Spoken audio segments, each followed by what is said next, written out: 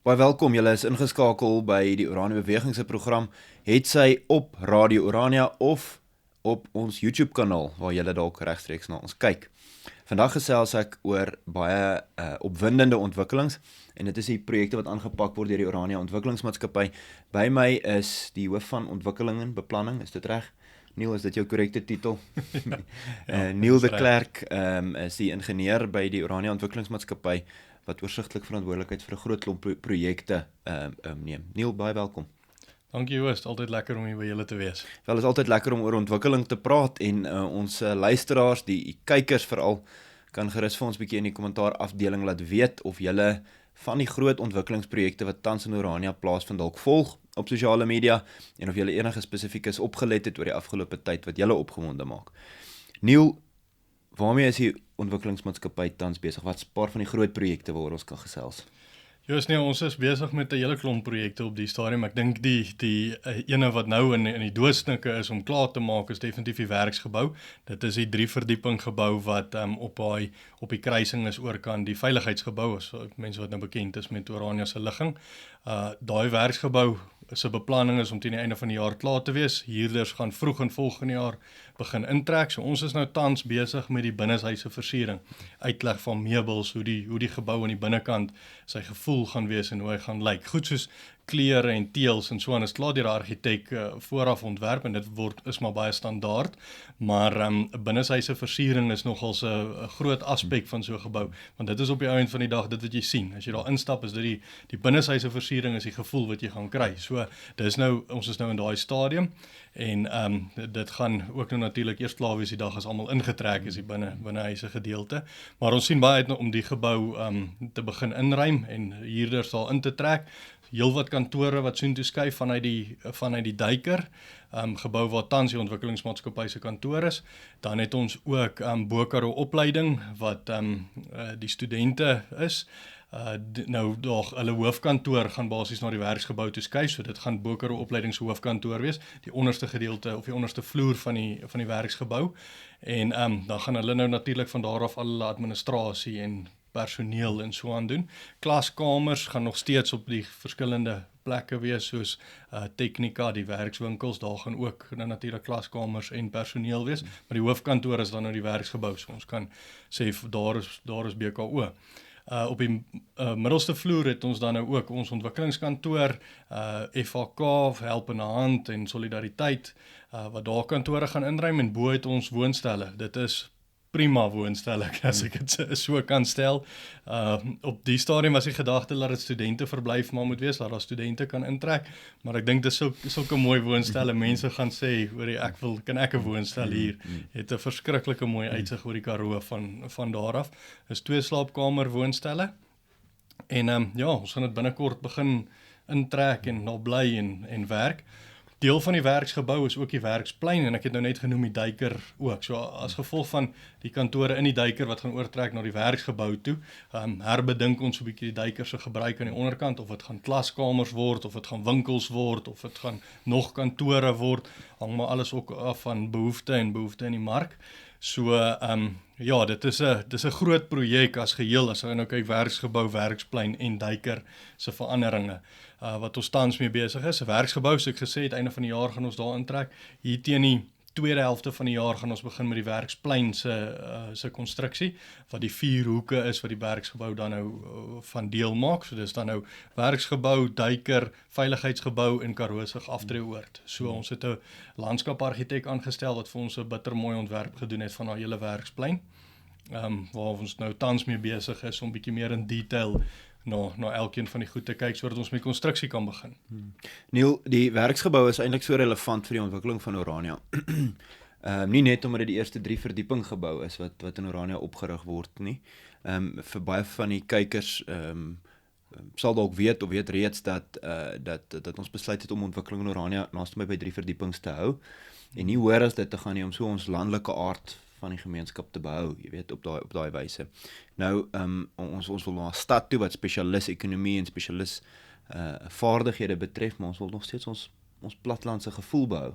Ons wil nie te hoog bou nie, en dit is die konsensus op die oomblik. Maar die werksgebou is nie net 'n anker in daai wyse nie, dis ook 'n anker in die sin van die die operasies wat daar binne plaasvind. Jy het nou verwys na die kantoorspasies en so aan, jy het verwys na die oop werk omgewing waar mens dalk net 'n stukkie kan huur.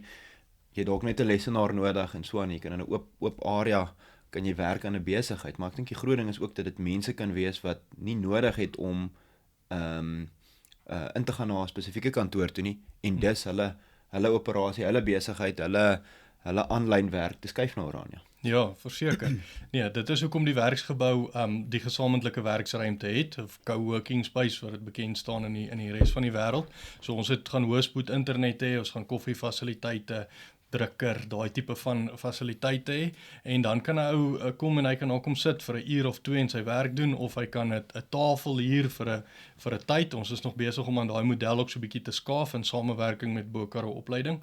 Daar is 'n behoefte van 'n opleidingskant af ook om so 'n spasie te hê waar studente na ure wil nie noodwendig in 'n koshuis sit en studeer of werk nie, hy wil na ure by 'n plek gaan sit wat ingerig is met fasiliteite om te kan gaan sit en studeer. So ja, ons is in gesprek daar met BKO om daai op te rig, maar enige persoon wat dan nou aanlyn werk of wat sy besigheid nie gebiedsgebonde is of hy kantoorgebonde of so is nie, gaan dan hier kan kom sit en inskakel saam met ander mense sit in daai kantoor, en laat jy ook nie alleen by jou huis sit op jou eie nie, maar jy kan daar so 'n bietjie 'n gevoel van gemeenskap kry, en dan gedeelde internet, gedeelde ontvangs dalk, gedeelde drukfasiliteite soos jy sê. Ja, einste. So dit is ook 'n groot gedeelte van die werksgebou. Die gedagte is dat ouens in Orania kan kom vestig van hier af internasionaal werk kan doen vanuit daai gebou. Ek wil nou aanbeweeg bietjie na die idee van die werksplein, maar voor ons dit doen, wil jy ons net bietjie 'n paar interessante feite oor die werksgebou gee nie? Ons het nou genoem dat hy 3 verdiepings hoog is. En jy het genoem van tipe van die aktiwiteite wat daar binne is, maar praat ons bietjie vanuit jou ingenieursperspektief bietjie deur die projek. Ja, werksgebou was 'n interessante projek vir Orania.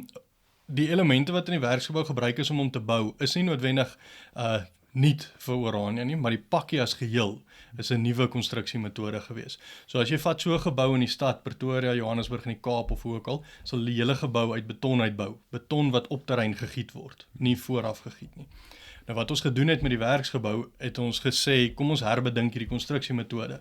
So die hele gebou is 'n staalraam wat vooraf vervaardig is deur 'n instelling wat in Orania is. Al die vervaardiging het nou nie hier geskied nie, maar gedeelte van die werk het ook hier geskied. En so die hele raam is ontwerp, hy's vervaardig, aan mekaar gesit en hy's op 'n trok gelaai na Orania toe en is hier aan mekaar gesit. Hetselfde met die betonblaaie wat die vloere uitmaak. Die vloere is daar's omtrent net 3 fabrieke in Suid-Afrika wat nou uit die aard van die saak redelik ver van Orania af is Johannesburg en die Kaap, en ek dink daar's een in Durban ook, wat hierdie vloere vervaardig. So hulle het dit vir ons vervaardig in Johannesburg, regte lengtes gesny, hiernatoe aangery, en ons het 'n mobiele kraan gekry wat die vloere gepak het. Nou wat ons doen is, met stene bou ons nou hierdie staalraam, hierdie staalstruktuur basies toe. So 'n interessante gedeelte, iemand wat in die werksgebou gaan instap, as jy by die trappe gaan opstap, is daar 'n gedeelte wat ons 'n glas inbou, om hierdie verskillende elemente wat ons in die werksgebou... So waarheidsvenster. Ja, so 'n tipe waarheidsvenster, wat jy nou kan sien presies hoe hy mekaar gesit is, want jy gaan nie alles kan sien as ons klaar is nie. Dit word met stene toegebou, so jy gaan eintlik nie sien hoe die struktuur van die werksgebou lyk nie. En dis 'n heel nuwe konstruksiemetode. Dit dink ek is definitief dit stel die norm hoe ons vorentoe gaan met hierdie 3 verdieping geboue wat jy nou genoem het vir die stadskern. Ek dink dit maak natuurlik sal ons meer van daai vervaardiging ook Orania toe wil skuif. So met Orania wat so sentraal geleë is in die land, bied dit wel die geleentheid om daai tipe vervaardiging hiernatoe te skuif. 'n Entrepreneur wat dit oorweeg kan daarna kyk. Staalvervaardiging, staalrame, en dan nou natuurlik die betongedeelte, betonblaaie. En Neil, het julle enige uitdagings beleef met die bou van hierdie groot projek? Ja, nee, konstruksie is mos nou maar altyd vol redelike uitdagings. So ek dink die grootste uitdaging op konstruksie is maar gewoonlik weer. Jy weet, weeromstandighede. Ouens het 'n beplanning wat weekliks gevolg moet word, en ewe skielik reën dit vir 2-3 dae. En dan is dit 'n gemors op terrein en jy sukkel maar. So weer is maar die een ding gewees. Die ander ding is, as ek net kan noem, hierdie tipe grootte gebou in Pretoria of Johannesburg sal jy tussen 80 en 100, na selfs 110, 120 mense op 'n slag op die terrein hê. waar ons tussen 20 en 30 mense op terrein het. So dit veroorsaak dat ons program redelik langer is as wat jy so gebou in Pretoria of Johannesburg sou bou. Alhoewel ons hierdie nuwe konstruksiemetodes aan gedink het, of metodiek om aan mekaar te sit, is dit maar een van ons uitdagings wat ek dink ons tydlyn so 'n bietjie uitgeskuif het. Weet as jy vat dit is maar 'n groot gebou. Ons praat van 600 vierkante meter per vloer wat verhuurbare spasie is. So ons kyk na so 1800 vierkante meter gebou. En ja, dan dink ek die volgende uitdaging is maar om genoeg parkering te skep. Weet ou wil nie ons grondgebied opgebruik om parkering te skep nie, maar jy moet genoeg parkering skep vir 'n gebou om bruikbaar te wees. So daai hele en dis iets wat in die werksplein ook weer ter sprake kom. Dis ook iets wat oorspoel na die stadskern toe. Weet hoeveel parkering laat 'n mens toe vir 'n gebou, want hy moet genoeg parkering hê om lewensvatbaar te wees, maar jy kan nie ons grondgebied net toemaak onder parkering nie. Ja. En wel gepraat daarvan, ek dink ook as mens dink aan die idees rondom die ontwikkeling van Orania se stadskern. Jy het nou verwys na die werksplein en die stadsplein, maar vir enigiemand wat Orania nou dalk besoek het, sal weet die twee lê eintlik baie naby aan mekaar. Dus dit gaan waarskynlik maar in een invloei oor tyd. Die werksplein sal dan net 'n meer gedefinieerde, wat sal ons sê, kultuur en uitstallings hê, maar die twee is eintlik baie naby aan mekaar. So die ontwikkelingsmaatskappy speel 'n kardinale rol in beide die ontwikkeling van die werksplein en die ontwikkeling van die stadsplein. Wil jy ons net 'n bietjie oor hierdie idees en van die planne wat julle nou al deurgepraat het rondom die ontwikkeling opvat? Ja, nee, verseker. Die werksgebou en werksplein sien ons eintlik as die afskop van die stadskern, omdat dit dis deel van mekaar. Dus die werksplein is 'n belangrike kruising wat deel is van die stadskern. Ek dink die verkeer van die stadskern gaan alles deur die werksplein vloei en dan natuurlik daar van die R369 af. So dis krities. Ons sien dit as 'n afskop van die stadskern amper. Ons bedink ook nou hoe gaan ons daar waar Oom Paul nou opgerig is, hoe gaan ons dit aan die werksplein begin koppel? Dis het ons 'n landskapargitek wat vir ons sypaadjies ontwerp en 'n tipe van 'n standaard vir ons sypaadjies gaan stel. Wat as ons 'n ontwikkeling doen, gaan ons 'n sekere gevoel met hierdie sypaadjie probeer skep. En op die einde van die dag probeer om dit deur die dorp as norm te doen. Ek dink dit sal net natuurlik Orania meer aantreklik maak as ons sypaadjies net na 'n volgende vlak toe beweeg in terme van estetika. So ja, die stadskern is ons ook mee druk besig. Natuurlik is dit 'n enorme projek. So daar gaan baie beplanning in daai projek in.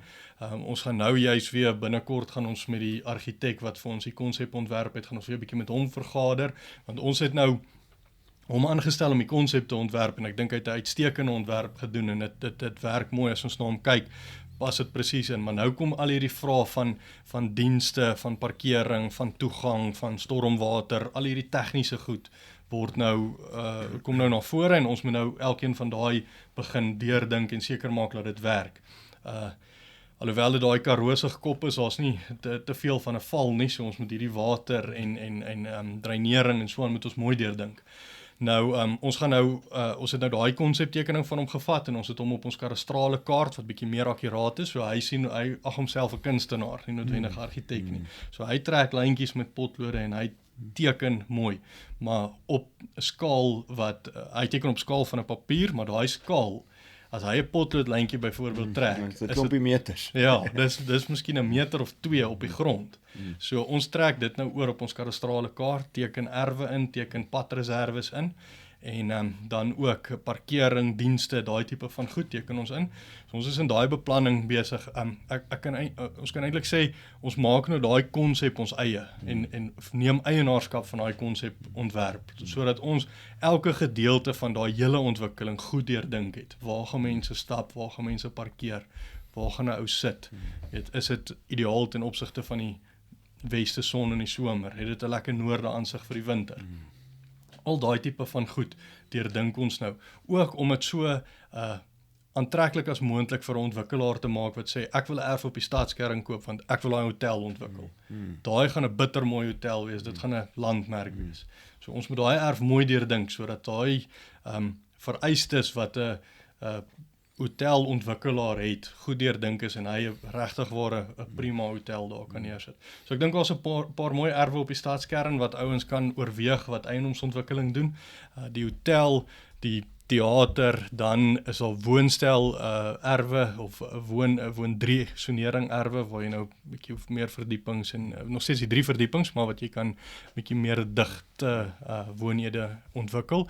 Dan nou natuurlik ook die vulstasie, ons kleinhandelsentrum, winkels, restaurante, alles. So probeer dit ook so opdeel dat een erf nie noodwendig te groot is dat 'n ou reuse kapitale uitleg moet hê om een erf te ontwikkel nie, maar dat jy dit amper trappe het van ontwikkeling. Wat jy sê, ou wat wil koffiewinkel onder en 'n paar woonstelle bo, of 'n restaurant onder en 'n paar woonstelle bo, daar's vir hom 'n erf van ek sê nou maar 500-600 vierkante meter is, jy weet, wat prima voor die stadsplein is. Weet so, maar daar's ook 'n groter erf van 3-4 duisend vierkante meter waar ou groter ontwikkeling kan doen. So ons dink maar dit alles deur. Belangrik, as ek net so kan praat van die erwe en die geboue, die werksgebou word tans opgerig deur Eendracht Eiendomme. Eendracht Eiendomme is 'n beleggingsmaatskappy wat ons ook beoog om 'n privaat belegging in moontlik te maak. So 'n ou wat wil belê in Orania eiendom, maar nie noodwendig 'n erf koop en 'n huis koop of so nie, kan dan in Eendracht Eiendomme 'n belegging opneem. Dit gaan baie dieselfde wees as Gannabos. Ek dink ons 'n paar mense wat bekend is met hoe die Gannabos model werk. Dit gaan min of meer so wees. Ek dink ons gaan net nog meer formaliseer in daai sin.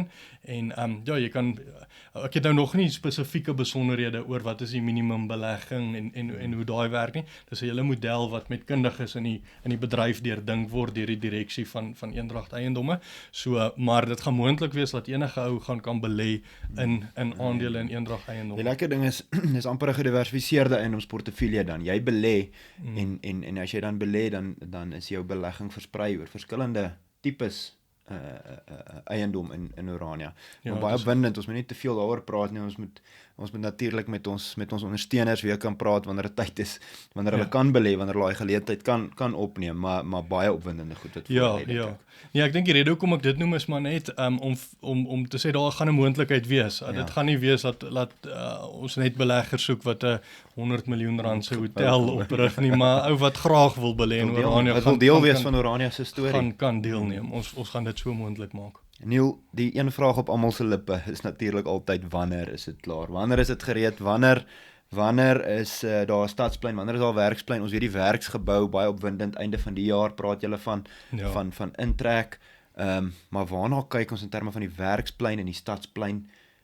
Wanneer kan ons daai oggend wakker word daar in 'n hotel op die plein en uitstap en in 'n koffiewinkeltjie in Orania se eie stadsplein sit en ons eerste koffie vir die oggend drink?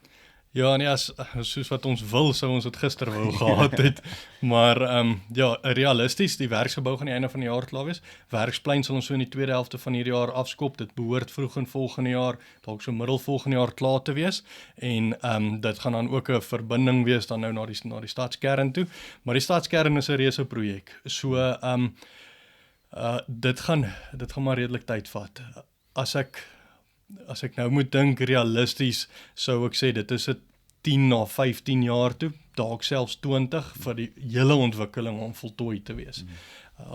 Wat ons korttermyn doelwitte is nou om die beplanning te finaliseer. Daarin spandeer ons regtig baie tyd. En ek dink ook nie dit is iets wat ons nou kan sê ons is klaar. Ons is nou klaar beplan. Ons gaan nou net bou nie. Dit gaan maar deur in tyd verander. Soos wat ou nou maar aanpassings maak. Maar ons sal graag binne die volgende jaar of 2 wil erwe diens vir 'n ou wat sê ek het daai gesien, ek wil graag die hotel kom bou. Wat is die prys van die hotel se erf? Dis tog wat almal wil weet. Wat is die prys? Wat kan ek daar bou? Wat is die sonering? Hoeveel parkering moet ek voortoelaat? Wat is my dienste? So ons wil daai vraag aan ouens wat wil die erf koop en kom 'n ontwikkeling doen, wil ons daai vraag sê binne die volgende 2 jaar kan antwoord.